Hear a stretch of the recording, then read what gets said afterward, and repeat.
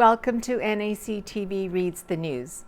My name is Gwen Jacobsen, and I'm one of many volunteers that help create programming for our station.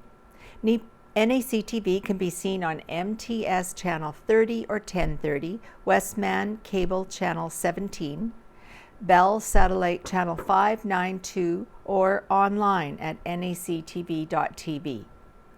These programs are made possible by our volunteers, our staff, advertisers, as well as donations made by you, the viewers.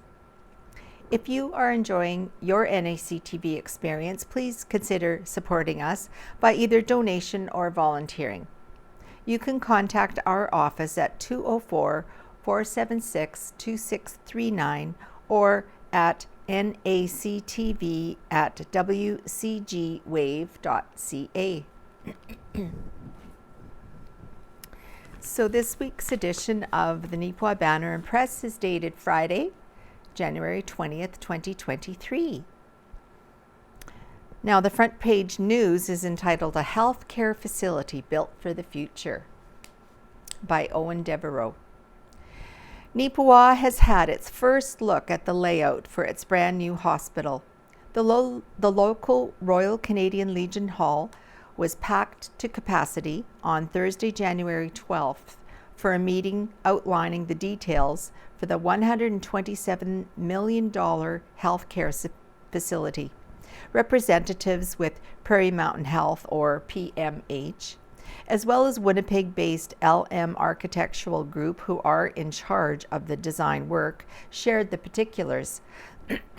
Matthew Bowering of LM Architectural provided a 30-minute overview for the 3-story building that will include 60-plus private inpatient rooms for medical, surgical, bariatric, airborne isolation, and palliative care.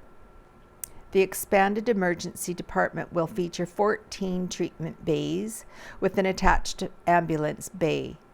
Cancer care, meanwhile, will have 6 treatment stations, and renal dialysis will have 9.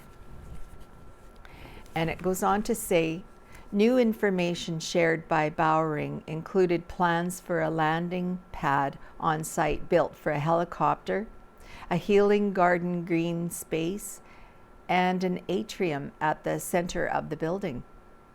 On the second and third floors, Bowering said some of the notable spaces include 2 operating procedure rooms and expanded spaces for expectant mothers, including a water birthing suite. As well, there will be an Indigenous spiritual space for ceremonies on the second floor and a multi-faith space on the third floor. As part of the planning for the new hospital, LM Architectural Group has been consulting with doctors, nurses, and other staff. In total, 40 staff participated with physical mock-up of the rooms that were set up at Breaker 16 in Neepawa. Bowering said the information they received from this was invaluable. Prairie Mountain Health CEO Brian Schoonberg stated that the Health Authority is very pleased with how the planning for this building has been coming together. He noted a lot of work has been ongoing with a particular focus on the long-term needs of the community. As for how the hospital will find the additional staff it will require to operate, Schoonberg said that he's feeling hopeful about attracting more healthcare professionals to Neepawa. He said there's been a lot of, questions about how are we going to staff this facility.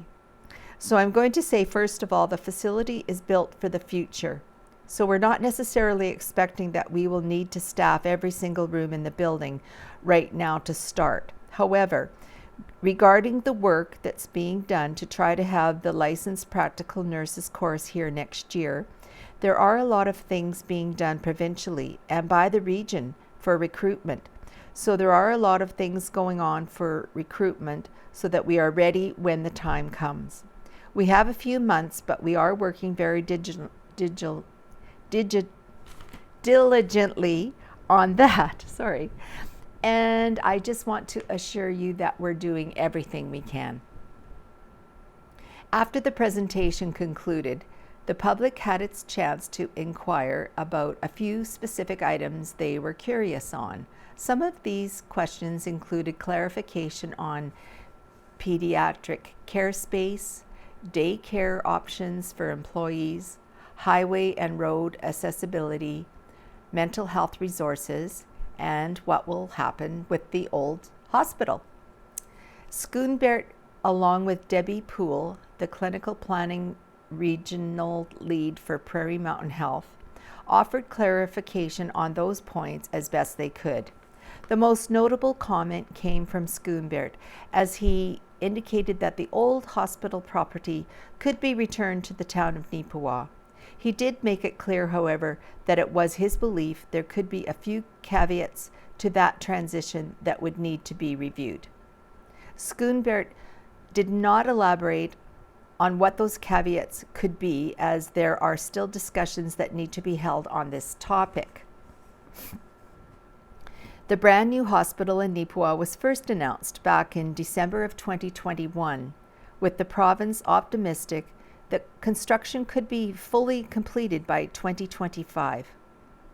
On October 2022, representatives with the Manitoba government as well as Prairie Mountain Health confirmed the hospital would be located on farmland at Neepawa's east side, close to Provincial Trunk Highway 16. The initial groundwork on that location began immediately after the announcement and is currently ongoing. And this is a picture showing what the new facility is going to look like. Neepawa Health Center, I think they're going to call it. It's beautiful. It's 3 stories. All right, Mums Morning Out in Neepawa. The first session of Arts Forward's Mums Morning Out program, sponsored by Miles for Mental Health, got underway in Neepawa on January 17th. The program provides mums with a chance to get out, socialize, and engage in activities together or side by side, while caretakers look after their children on site. So here we have a picture of some of the participating mums talking and laughing and focusing on the details of their craft activity for the day. And here we have a couple of Arts Forward's caretakers providing companionship while a group of young children observe, talk, and play.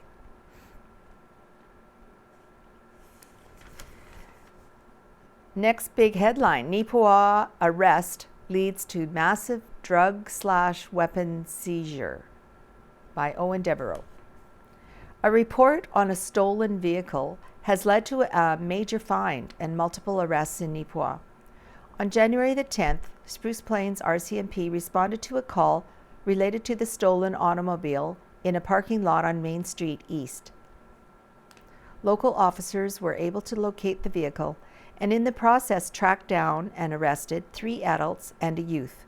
Further investigation was also able to link a second stolen motor vehicle to the group. A search of those 2 automobiles then uncovered an array of illegal items, including 64 grams of crystal meth, a small amount of cocaine, bear spray, 4 firearms, as well as other weapons and stolen property. The 4 people arrested included a 31-year-old female from St. Rose de Lac who has been charged with possession for the purpose of trafficking, possession of property obtained by crime ×2, failure to comply, possession of a weapon obtained by crime, possession of a weapon for a dangerous purpose, and several firearm offenses. She has been released from custody but is scheduled to appear in court on June the 20th. A 25-year-old male from Dauphin has been charged with possession of property obtained by crime, failure to comply ×3, possession of meth, possession of a weapon obtained by crime, possession of a weapon for dangerous purpose, and several firearm offenses. As of Monday, January 16th, he has been remanded into custody. A 21-year-old female from Portage La Prairie is facing charges of possession of property obtained by crime ×2, possession of methamphetamine, possession of a weapon obtained by crime, possession of a weapon for dangerous purpose, and several firearm offenses. She has been released and is scheduled to appear in court on June 20th.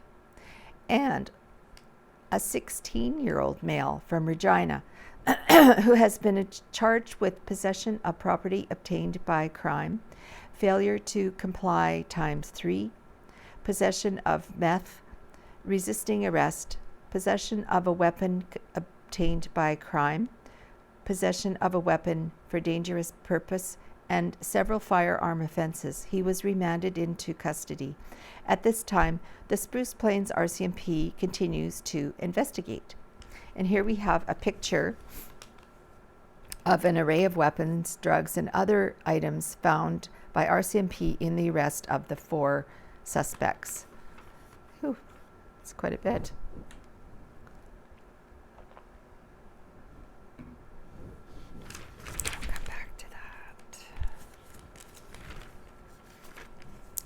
Next, out of Helen's Kitchen by Helen Drysdale.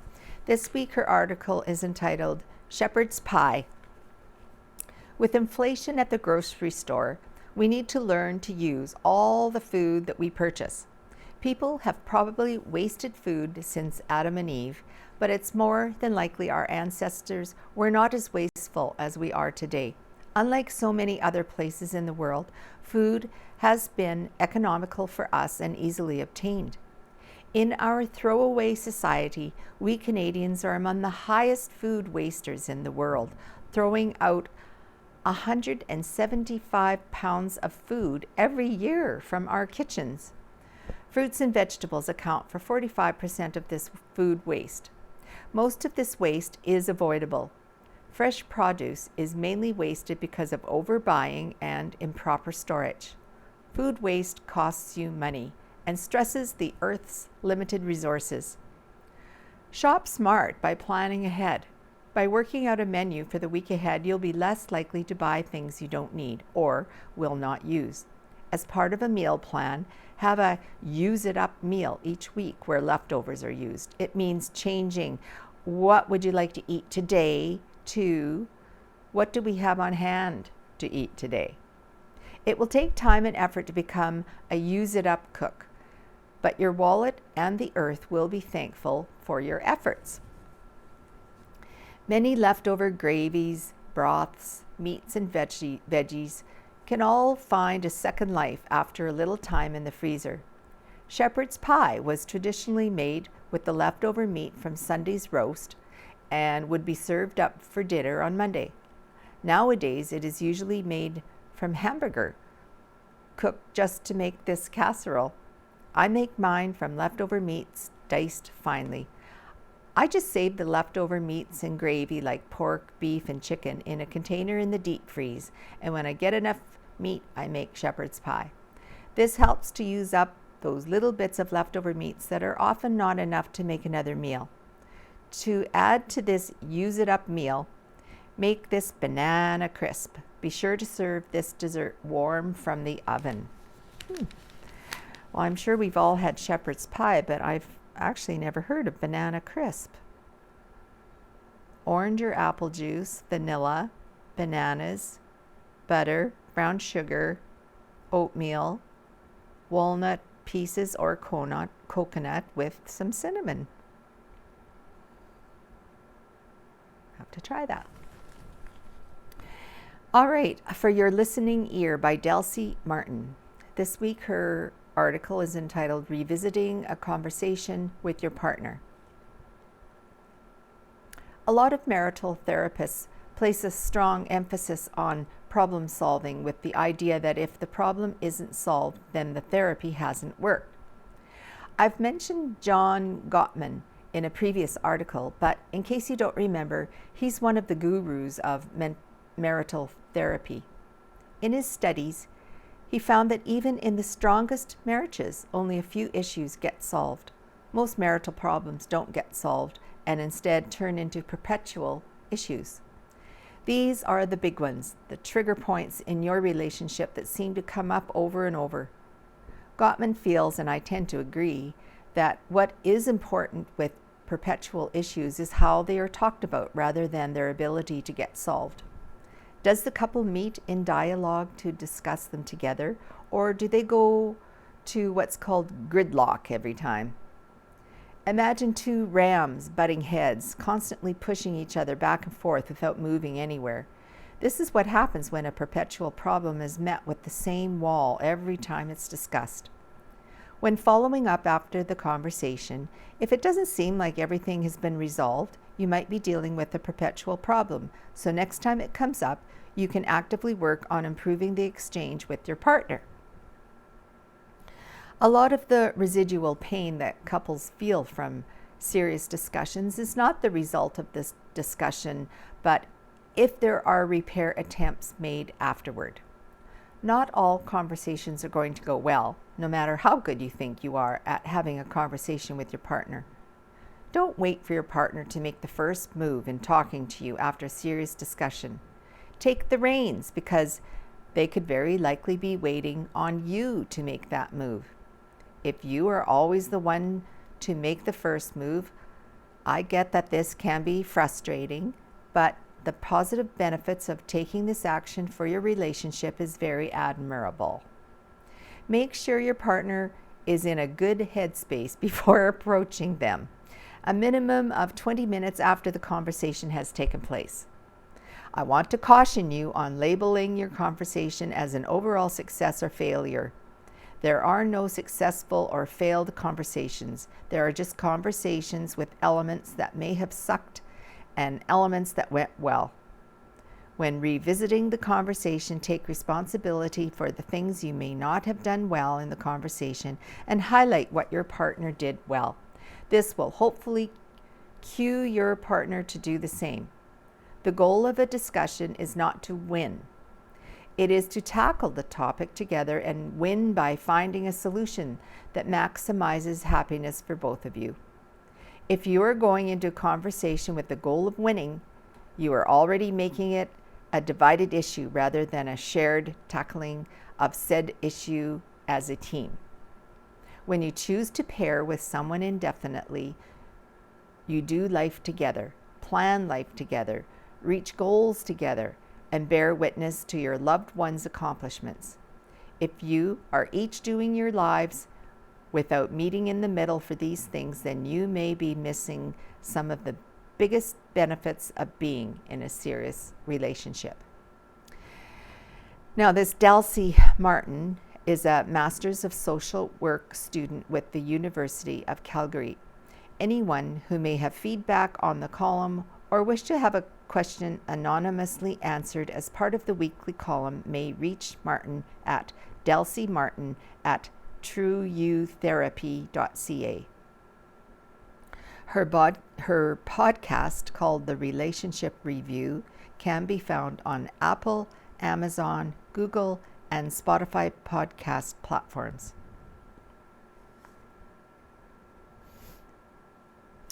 There is a Brookdale 6-end mixed bonspiel and a 3-on-3 hockey tournament, March 10th to 11th. The entry fee is $200 per hockey team or $160 per curling team. It includes 4 supper tickets and entry into a draw for 2 $1,000 travel vouchers who must be present at the time of the draw. For the hockey entries, call or text Mark at 841-3367 or Gord at 841-3655. For the curling entries, call or text Kelly at 476-0688 or Brent at 724-0942. There is a DJ on the Saturday night and transportation can be provided. And speaking of curling, this is the results of the Arden Men's Bonspiel. It was held January 5th to the 8th.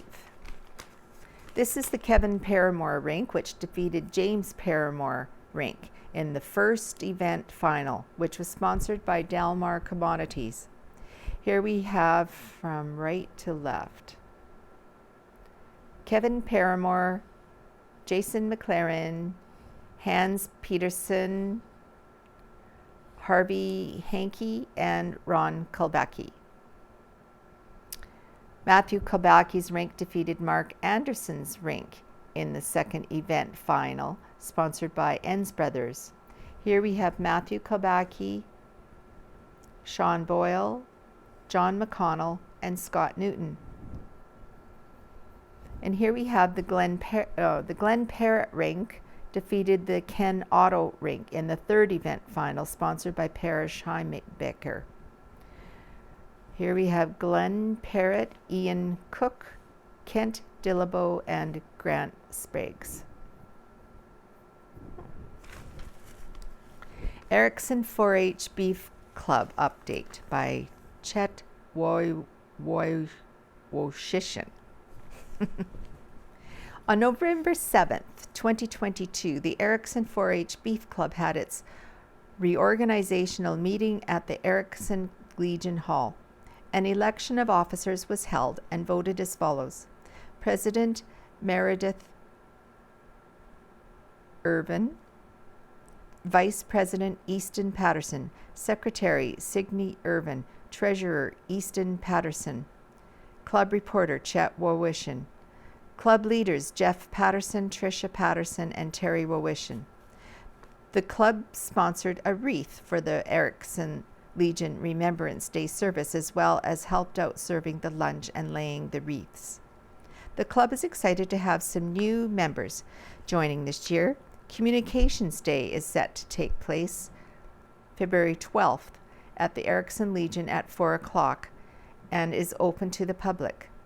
The next meeting was held in conjunction with Way Day on December 10th.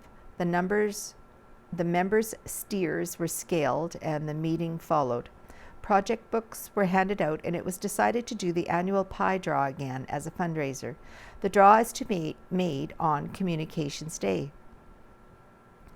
The club decided on a Christmas party at T-Birds in Brandon for some fun and games on January 8th. The next meeting will be held that evening. The kids had a blast at their Christmas party and enjoyed pizza prior to their meeting. During roll call, each member did a short 30-second speech on a topic picked from a hat as a bit of practice run for Communications Day. The pie draw tickets were handed out and are available to purchase from members. An upcoming clipping and showmanship clinic for members was discussed for April, and the next meeting will be held February 12th prior to the speeches. Great. Community foundations accepting applications for Community Services Recovery Fund, submitted by Carberry Community Foundation. Community Foundations of Canada, alongside Canadian Red Cross and United Way Centraide Canada, have been selected to distribute funding to help a broad and diverse range of charities, nonprofits, and Indigenous governing bodies adapt and modernize so they can support pandemic recovery in communications across Canada. The Community Services Recovery Fund is a one-time investment of $400 million that will help charities, nonprofits, and Indigenous governing bodies to acquire the tools they need to adapt and modernize so they can better support pandemic recovery in communities across Canada. Since the early phases of the pandemic, charities, nonprofits, and Indigenous governing bodies have struggled with increased demand for their services, reduced revenues, declines in charitable giving due to the rising cost of living, and a greater need to make use of digital tools as part of adapting and modernizing their operations.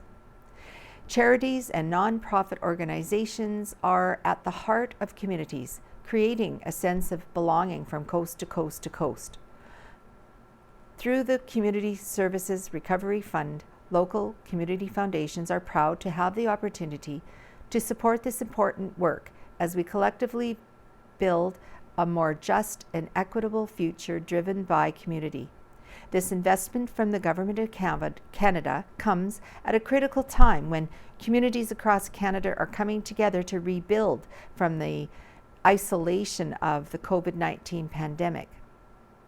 That was from Andrea Dix, Community Foundations of Canada President.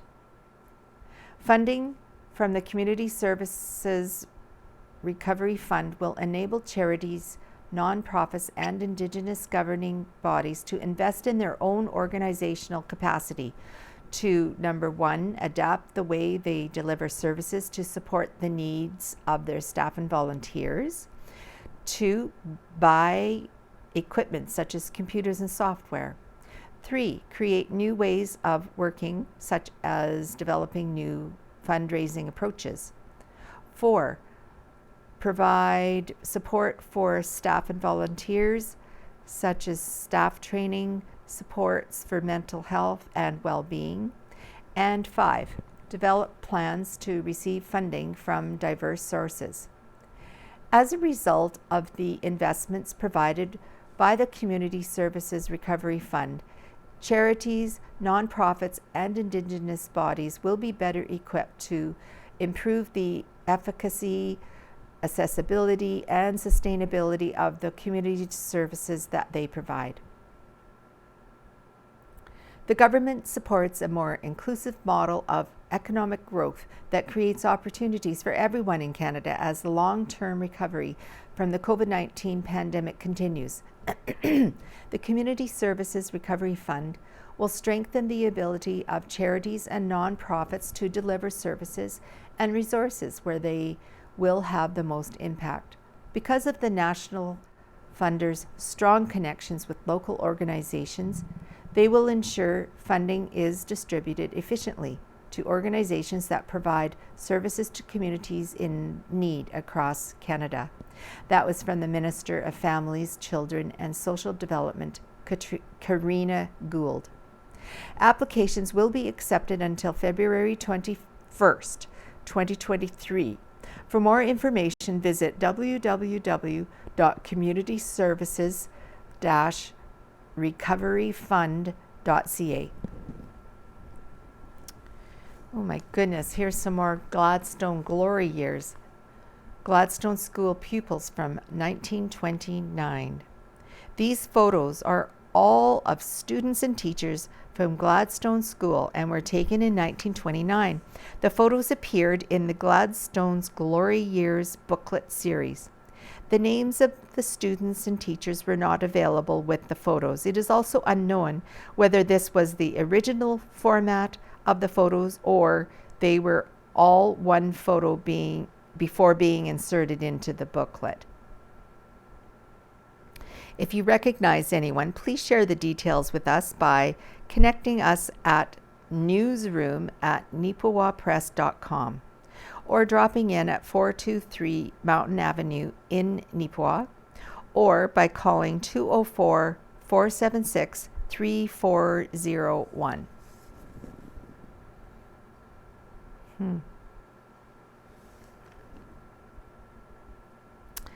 Oh, here's a nutrition bite. Exploring citrus fruits this winter. The winter months are the perfect time to enjoy citrus fruits. These brightly colored fruits are in season, bursting with flavor, and can add a little bit of sunshine into those often gray, cold winter days. Eating seasonal fruits has many benefits. It is an affordable and delicious way to add variety to your eating.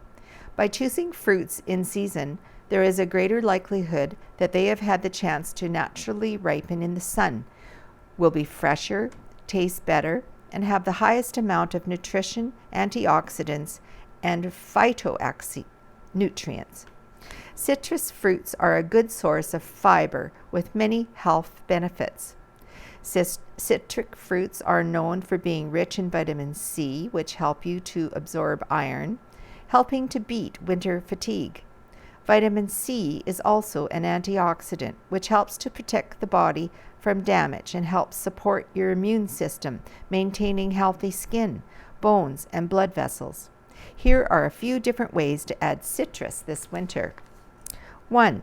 Squirt some lemon or lime juice in your water for a burst of flavor. Top your favorite hot cereal or yogurt with slices of oranges or mandarins. Add slices of grapefruit or oranges to salads or wraps. Peel and enjoy as a simple and quick snack.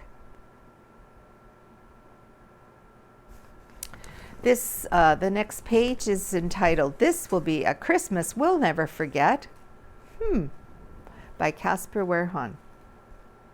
I'll talk about the pictures after the article. One family in the Banner and Press coverage area rang in the new year with quite the surprise. 23 piglets, and all being raised in their upstairs bathroom? What? Janelle Vachon Locke lives on a farm just north of Plumas with her husband Eric, where she also owns and operates her own small business. Janelle's business, called Mad Dog Produce, was established in 2020 with the focus of growing farm fresh produce for her customers. This expanded to include eggs and pork when Janelle began integrating animals into her operation during her second business year. I realized how important animals are to the overall system, that God and nature intended plants and animals to coexist and work together, and they do so amazingly well, said Janelle. I have an immense respect for all of the animals on our farm, and my goal is to allow them to exist as naturally as possible, respecting the chickenness of the chicken, or the pigness of the pig. I learned this concept from Joel Salatin. Janelle added, I move my laying hens and meat birds onto fresh grass daily to eat grasshoppers and drop nitrogen onto the soil. They also scratch and dig through the soil and effectively help nutrients from manure break down quicker and become more available for plant uptake. Pigs contribute a helping hand in similar ways.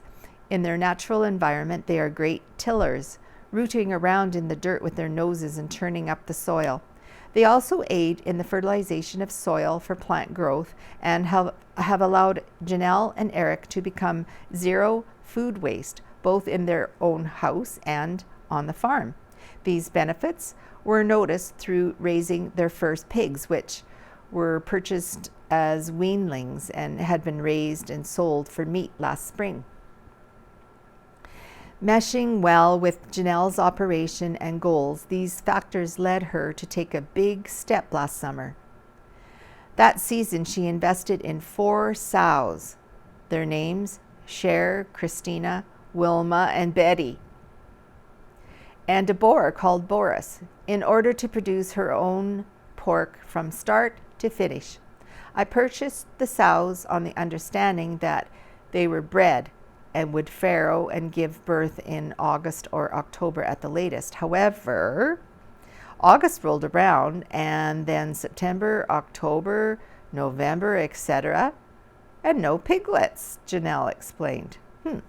So we naively decided to keep Boris with the ladies in the fall and over the winter, thinking he wasn't doing his job anyways, and knowing that pigs are companion animals and prefer to be together.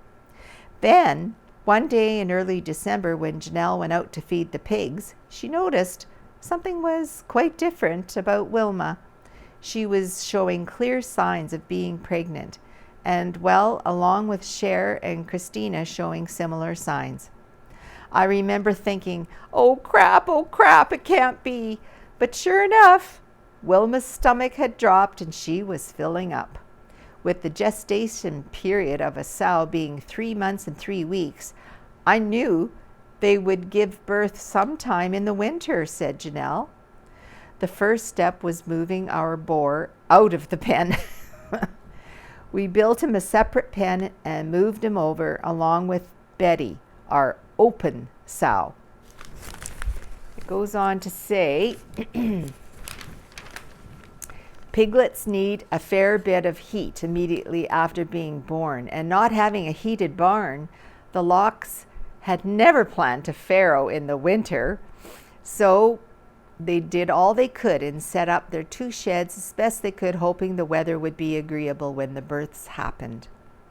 Contrary to this hope, Wilma entered labor on December 20th at a brisk -30 Celsius.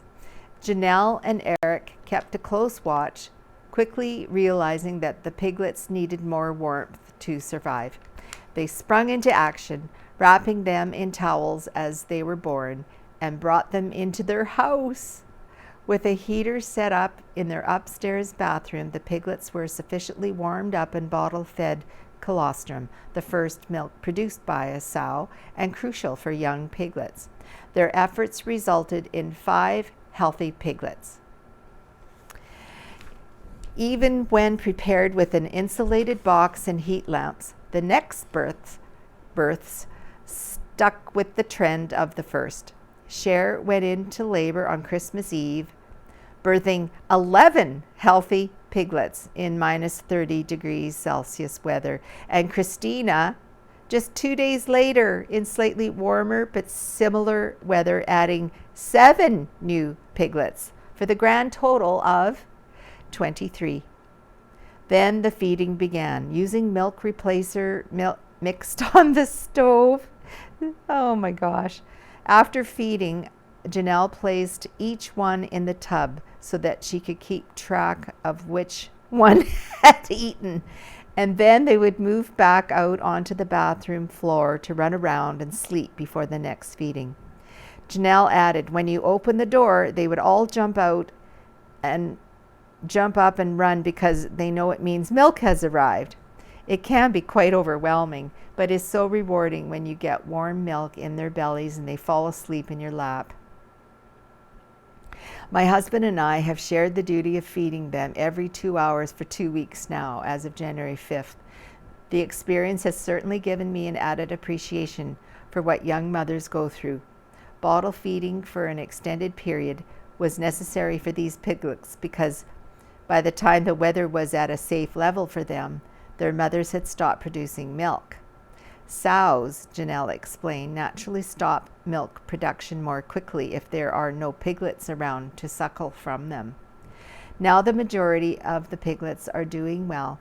They've begun to eat dry food soaked in water and have been moved into a pen set up in the Lock's new shop. Only 3 piglets remain in the bathroom, all with mild infections that affect their hind legs.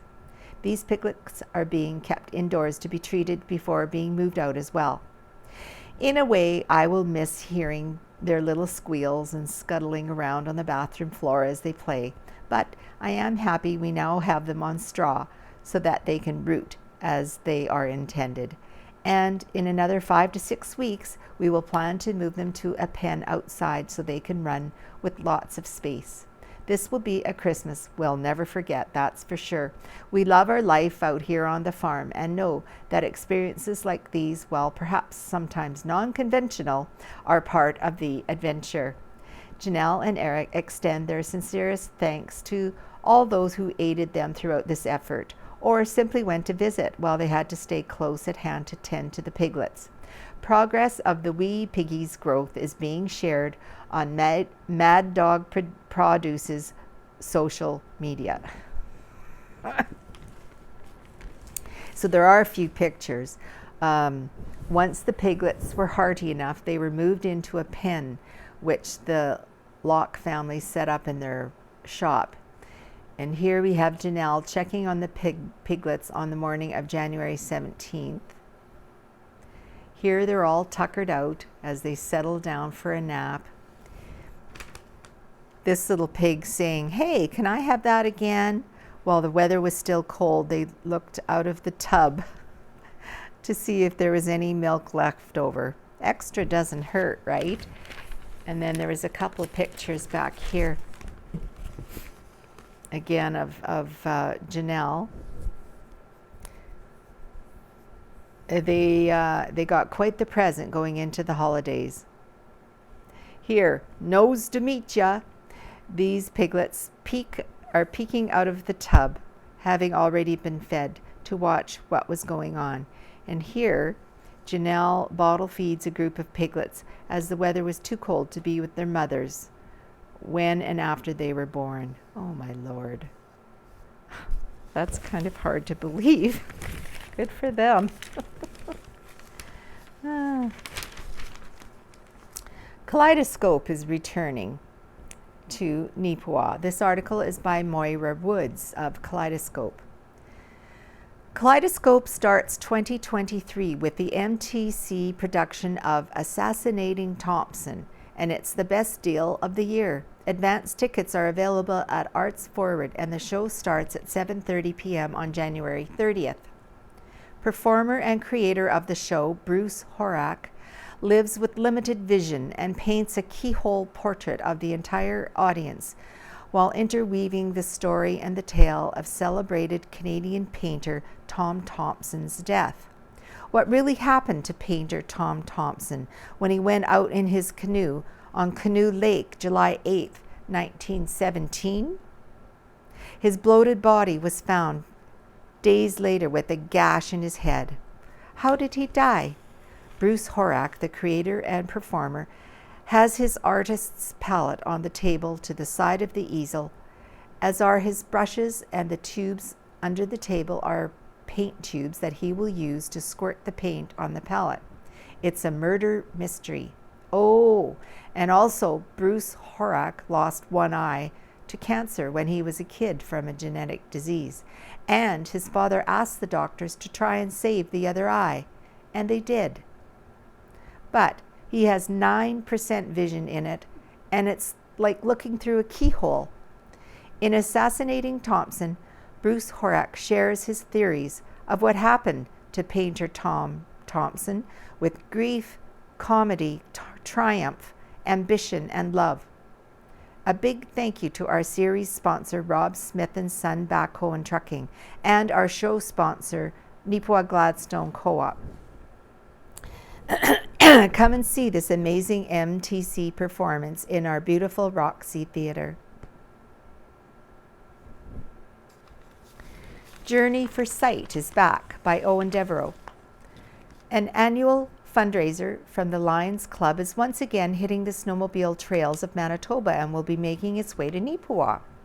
Journey for Sight is a snowmobile trek that raises money for the Lions Eye Bank of Manitoba. Lions Club member Tom Borsa said the group that will be making a stop in Neepawa on Saturday, January 21st, are starting their journey in Flin Flon and will conclude the ride in Brandon. Anyone wishing to support the Journey for Sight can do so by dropping any donations off to them at the Neepawa Dairy Queen on Saturday.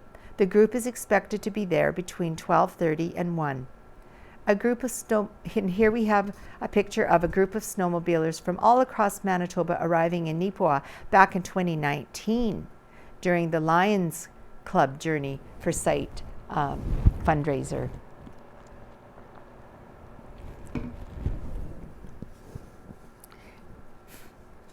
And just so you know, for the Neepawa Viterra Championship is coming up February 8th to the 12th, and tickets are on sale now. The weekly pass is $150, a daily pass is $50, and an evening pass, 6 p.m., is $20. Visit neepawacurl2023.com to purchase your tickets.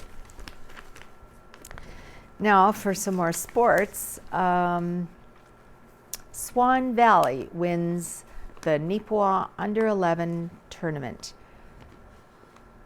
by Owen Devereaux. The Swan Valley Stampeders capped off a dominant weekend on the ice with an impressive win in the final of the Neepawa Minor Hockey Under 11 Tournament of Champions. The Stampeders upended the Russell Rams in the final on Sunday, January 15th by the score of 16-3. The players of the game were Merrick Huberdeau for Russell and Megan Maikula for Swan Valley. With the victory, the Stampeders were a perfect 5-0-0 in tournament games and closed out the weekend with an impressive 64 to 5 goals for and against. Trip Warburton of Swan Valley received the tournament MVP honor. In the consolation final, the Reston Rockets headed home with the honor after a 6-3 win over Niverville. As for Neepawa minor hockey, it was represented by a pair of teams. Neepawa under-11 Titans Jacobsen and Neepawa under-11 Titans Caselny. Both clubs started the tournament off on Thursday, January 12th. Neepawa Caselny were bested by Swan Valley, the eventual tournament champions. Beckham Caselny was named the Titans Player of the Game. The other Thursday game featured Neepawa Jacobsen, who were defeated by the championship finalists from Russell. The Banner and Press was not able to confirm Neepawa's Player of the Game in this contest. Both Neepawa teams would bounce back the next day, with Neepawa Caselny collecting a 5-1 win over Niverville, while Neepawa Jacobsen handled Reston and picked up a 6-2 victory. The details on the Player of the Game for Neepawa Caselny were not available, though Neepawa Jacobsen's Player of the Game was Lucas Oyevoto. Those results put both Neepawa's clubs into the championship bracket. In one of the 4 quarterfinals, while it was a very hard-fought game between Boissevain and Neepawa Caselny, the Border Kings would come out on top over the Titans, winning 8-6. Brooks Hawken was named the Player of the Game for Neepawa. As for Neepawa Jacobsen, they were able to beat Stonewall in their quarterfinal matchup and moved on to the semifinals to take on Swan Valley. Unfortunately for the home side, the Stamps just proved to be too much out there on the ice for them and moved on to the championship game. Connor Smith was named the Player of the Game for the Titans. The All-Stars for the Neepawa Minor Hockey Tournament of Champions were Hudson Reimer, goal for Boissevain Border Kings; Connor Smith, Neepawa Titans Jacobsen; Brooks Hawken, Neepawa Titans Caselny; Winston Kempthorne, Boissevain Border Kings; Dane Anderson, Swan Valley Stampeders; and Merrick Huberdeau, Russell Rams. And a little bit more about this tournament. After a 2-year break, a much anticipated hockey tradition is back at the Yellowhead Centre in the form of the Neepawa Minor Hockey Under-11 Tournament of Champions. The event had to be cancelled in 2021 and 22 due to COVID-19. But now, after a few years off the schedule, it has returned to our hometown in a big way. There were 12 teams, including 2 from Neepawa, participating in the tournament, which ran between January 12th to 15th. That many clubs meant several hundred players, parents, and coaches converged on our community for 4 big days of hockey action. Tara McCarty served as a chairperson for this year's edition of the tournament. She noted to the Banner Press that being able to stage an event of this scale once again so close to home was something everyone involved was thrilled about. She said it was exciting for sure because this is the first year in the last 3 that we've been able to operate the Tournament of Champions. To be able to do this once more, that's a success unto itself. It is as well one of Neepawa Minor Hockey's biggest annual fundraisers, so it's something we take seriously as a board to raise our funds for the year. It was a 12-team tournament and included 2 teams from Neepawa, so to have those 10 other communities join us for those 4 days, which is great for our community itself. McCarty said weekends like the Tournament of Champions is not a success without a lot of people helping out behind the scenes. This community didn't even bat an eye when it came to offering support, either through business sponsorships or volunteering their time. The 50-50, the raffle table, It's all been completely executed by donated time from families and supporters of Neepawa minor hockey. It's always one of those things where you feel so proud to be part of a community like this, said McCarty. All right. Kalbaki's double hat trick helps NACI Tigers beat Vincent Massey by Owen Devereaux. It was likely a night to remember for Jory Kalbaki and the Neepawa Tigers on Wednesday, January 11th versus the Vincent Massey Vikings. First, Neepawa came off the ice with an impressive 9-4 win over the Brandon-based squad. An even more impressive result from the evening, however, was Kalbaki's stat line, as he scored 6 times, a rare double hat trick. Kalbaki scored the first 5 goals of the game for the Tigers, including a shorthanded and unassisted effort early in the third period. In total, Neepawa scored 9 straight goals, Kalbaki's half dozen, along with singles by Riley Davey, Ward Brister, and Daniel Lissaway. Vincent Massey scored 3 in the final 3 minutes and 30 seconds of regulation to make it look respectable. Though Kalbaki's night may be the one that catches the most attention, there were several other players whose contributions mattered to the end result. Along with his lone goal, Brister added 3 assists, while Tarek Lapointe also had 4 assists.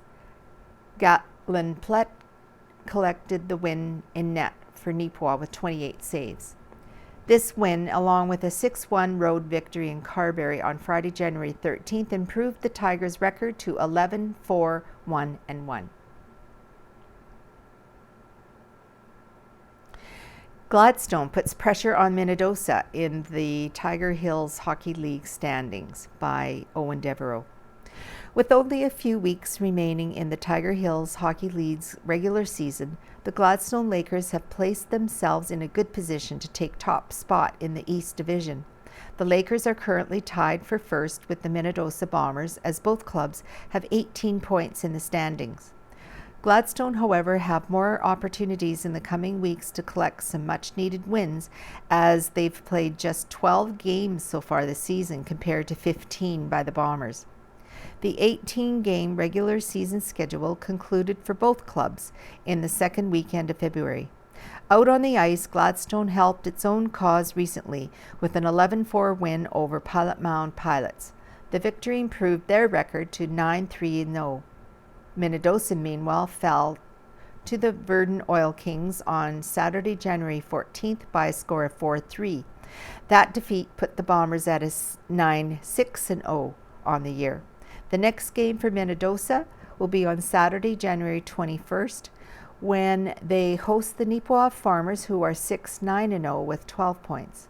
The Farmers had last weekend off and returned to action after a nearly 2-week hiatus. As for Gladstone, they will be at home on the 21st, taking on the Melita Bisons, who are 4-6-1 with 9 points. Plans falling into place nicely for Viterra Men's Curling Championship, again by Owen Devereaux. It appears as though Neepawa is primed and ready to be the center of the curling world this February, as Viterra Curling Championship is set for the Yellowhead Center. Manitoba's premier men's curling event is scheduled for February 7th to 12th, and it will feature 32 teams, all vying to be the provincial champion. Organizing co-chair Scott Newton said as they stand a few weeks out from the opening draw, the local committee is feeling pretty good about where they are at in terms of preparations. Our volunteer schedules have filled up nicely.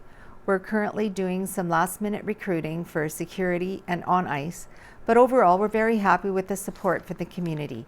Overall plans are falling into place nicely, and we are looking forward to the event. In terms of ticket sales, Newton said they're tough to gauge at this point. They have sold roughly 80 week passes so far, and expect the sales of day and evening passes to pick up as they get closer to the event. With those sales, as well as sponsorship and volunteer passes, Newton expects the event to be very well attended. The next big job for the organizing committee will be the conversion of the Yellowhead Centre from a hockey to a curling venue. The current plan is for that work to begin immediately after the Neepawa Titans home game against Steinbach on February the 3rd. The Yellowhead Centre staff and volunteers will be working with Greg Owasco, the head ice maker for the event, to have the ice completed for practice on Tuesday, February 7th.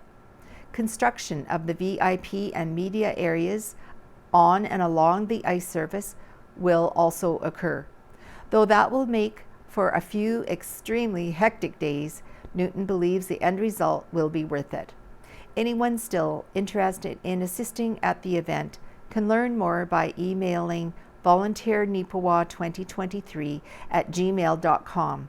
As for tickets, those can be purchased at neepawacurl2023.com or at Harris Pharmacy in Neepawa, cash only.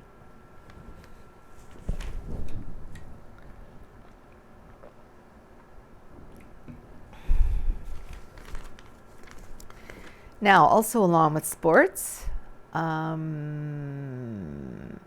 NACI Junior Varsity Tigers teams host William Morton Warriors. The Neepawa Tigers Junior Varsity basketball teams recently host a pair of games at the NACI Gymnasium versus the William Morton Warriors. The Junior Varsity girls on the left, there's a picture here, were bested by the score of 53-19. As for the boys Junior Varsity squad here, they defeated the William Morton Warriors 83-38. On January 16th, the Tigers Junior Varsity boys traveled to Carberry to play the Cougars, and in that game, NACI won 61-52. And just a note about the Neepawa Titans Junior A hockey game. The next 3 regular season home games are January 20th at 7:30 versus the Winnipeg Freeze, January 22nd at 6:30 versus Winkler, and January 28th at 7:30 again versus Winkler. The Neepawa Titans, as we were just talking about, fell to Portage but rebound against Waiwasakapo by Owen Devereaux. The Neepawa Titans have reached that part of the MJHL season where there are absolutely no easy opponents on the schedule, as every single team is playing for something. For the Portage Terriers, they're playing for the chance to overtake their East Division rivals, the Steinbach Pistons, in the standings. For the Waiwasakapo Wolverines, it's the hope of holding off all their West Division challengers, including the Titans, who are looking to topple them from first place. Neepawa, of course, itself is battling for a place in the playoffs and needs to step up to the challenges that are ahead of them. A quick start for Portage Terriers helped push them to a 4-3 win over the Neepawa Titans on Friday, January 13th. The Terriers scored the first 3 goals of the game early in the first period before Neepawa's Connor Thompson was able to claw one back with just over 5 minutes remaining in the first.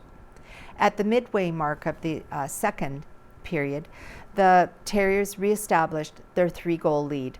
But less than 2 minutes after that fourth Portage goal, Josh Romanek took advantage of a power play opportunity to once again close the gap for the Titans. That would make the score 4-2 after 40 minutes of action in front of nearly 1,000 fans at Stride Place in Portage La Prairie.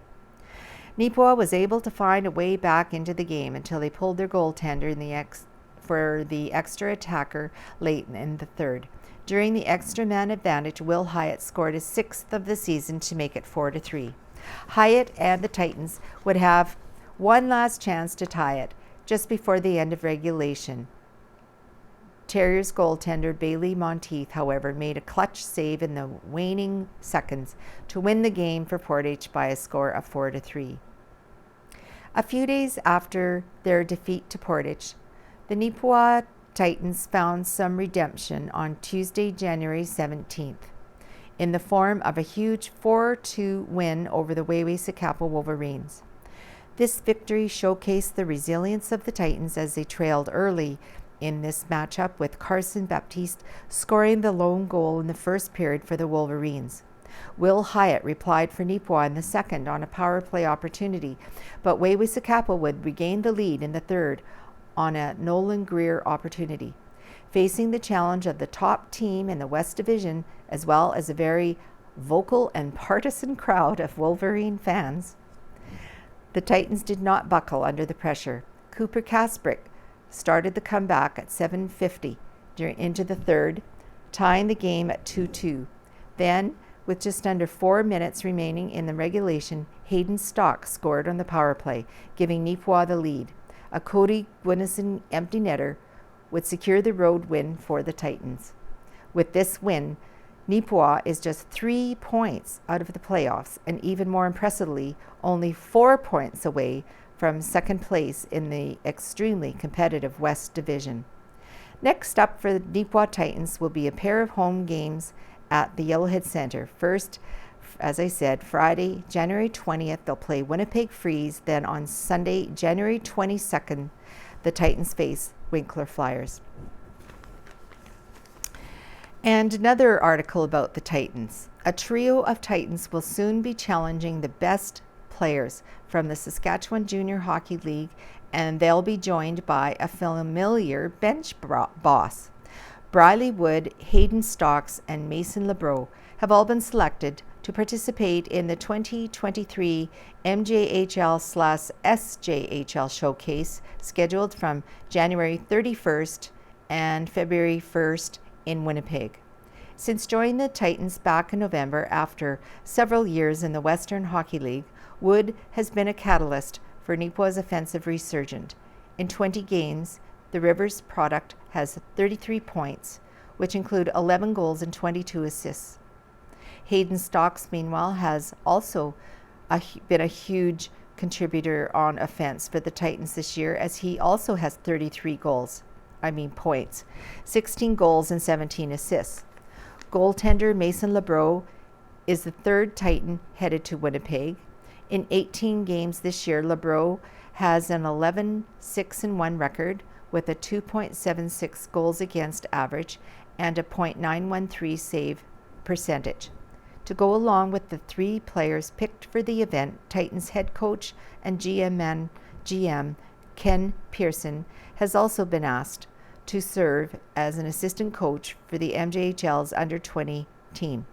The MJHL/SJHL showcase takes place at the Seven Oaks Sportsplex in Winnipeg from January 31st to February 1st.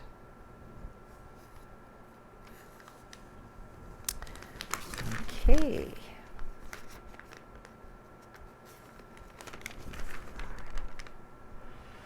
I think I'm going to read some of this. All right.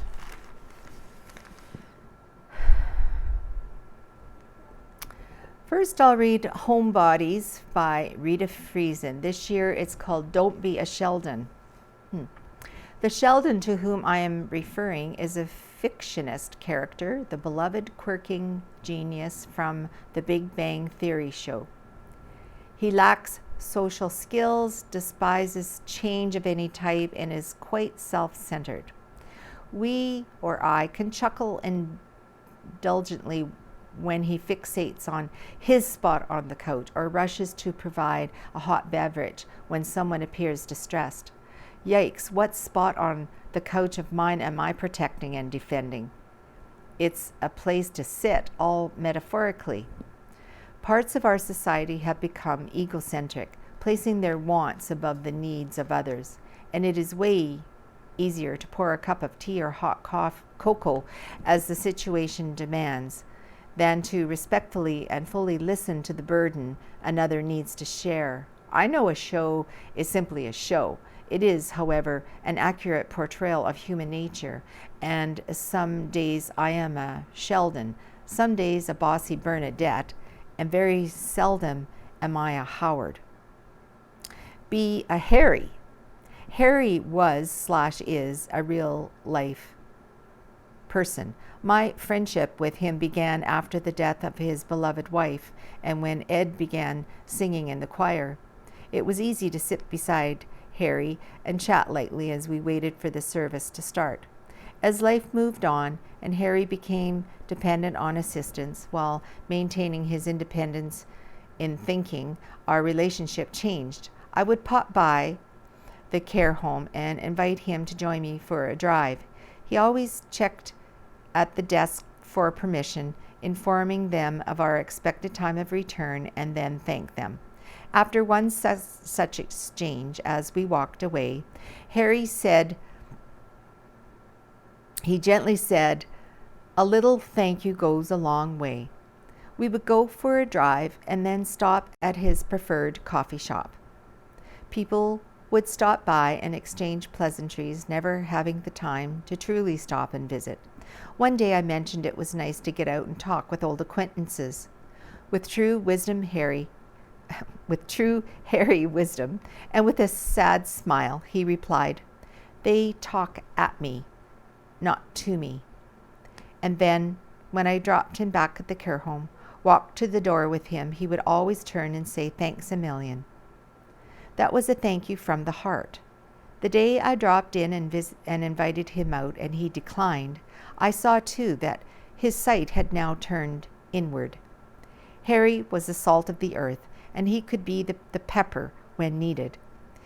He worked tirelessly for his family and his community, stepping into public positions, introducing change and taking flack, enjoying life as he lived, sports especially, and always humble.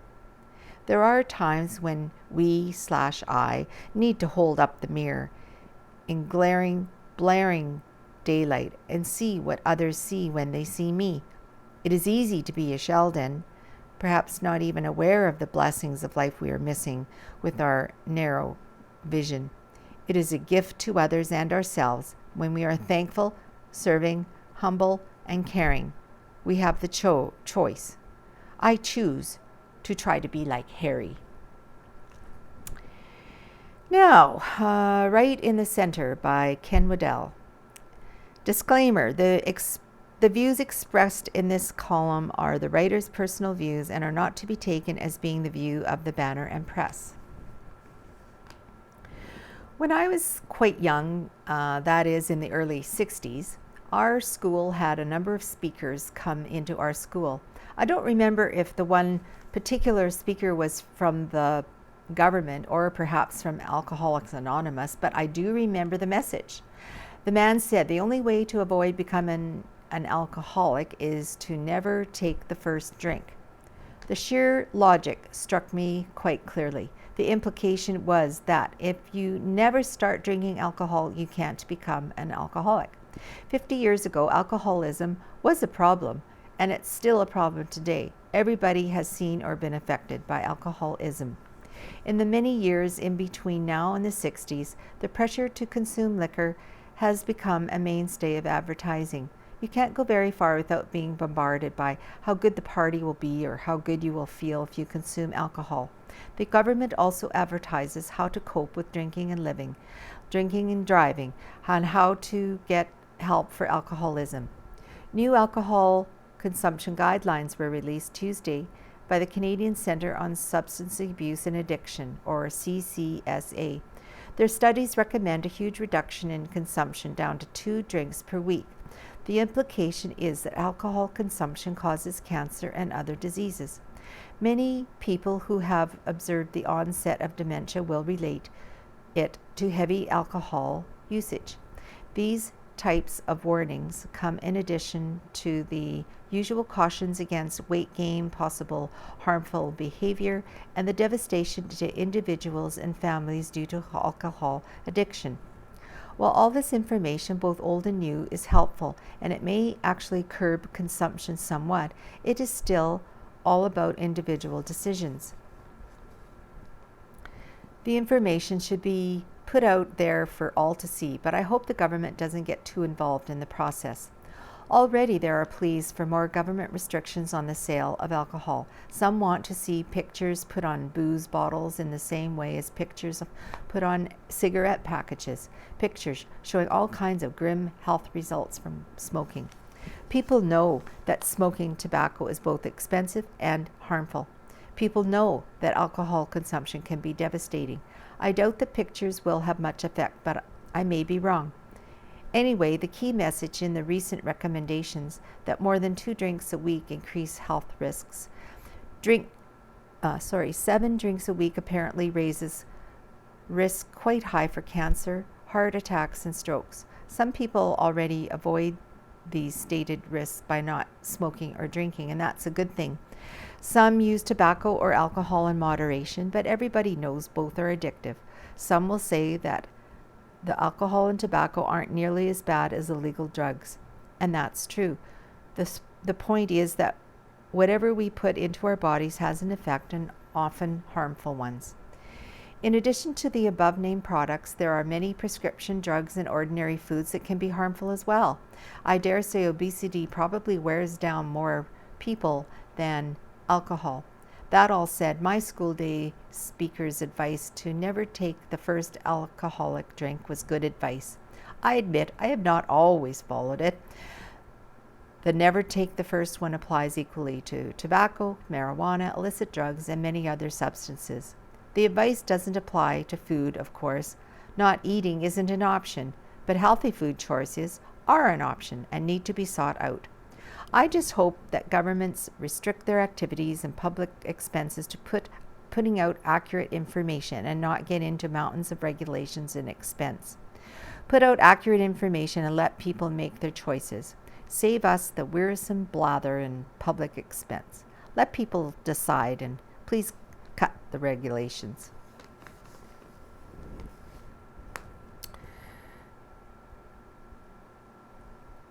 The second, Faithfully Yours by Neil Stroshine. This week it's entitled, We Were Born That Way.